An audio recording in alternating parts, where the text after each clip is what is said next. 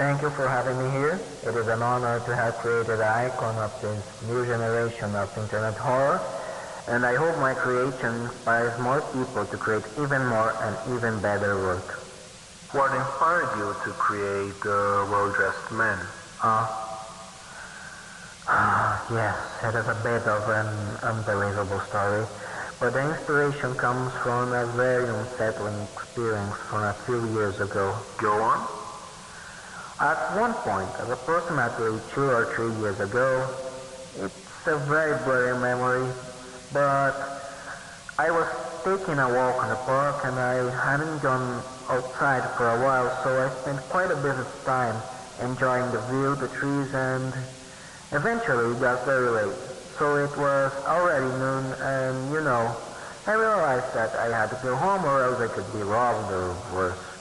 So I get up on the grass and I start walking, and as I do, I notice something strange in the distance. Not something, maybe someone, I don't know. It didn't feel human, but it had most of the characteristics of one. It looked like a very tall man, unnaturally tall. I could tell he was wearing a suit, his hair was a complete mess, his hands were very dirty, and I think, maybe he's just a weird guy. At worst, he's a mugger. So I start heading for another way to avoid him. And as I'm walking down the other path, I look behind me and he's there. No, not he. It was facing me directly this time, and I could see its face. I don't know what was up with his face, but when I looked at it, there was something so horrible, so wrong about it, that my mind erased it completely from my memory. It's a blur. I just kept staring at it and hyperventilating. I didn't know what to do. Didn't know what that thing wanted.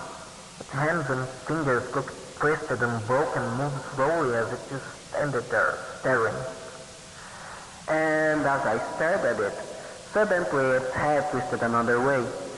It saw someone else who was hiding the trees nearby, and as it turned to face her, that person screamed and ran away, and as she did that, it ran after her. I don't know how to describe this, but it went so oddly, like it was being pulled around by something, but it ran so damn fast. I had no chance of getting away if it went after me. I fled to the exit of the park as quickly as I could. I looked behind me to check if it was following me.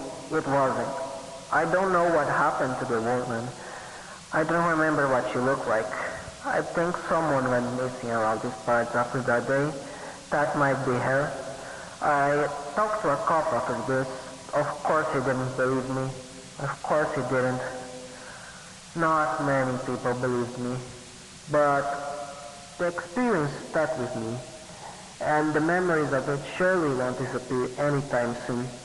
When I heard about the Photoshop contest, I saw an opportunity, not just to win something, but also to try and capture and put out the horror from that day into something, maybe as a way of venting or moving on.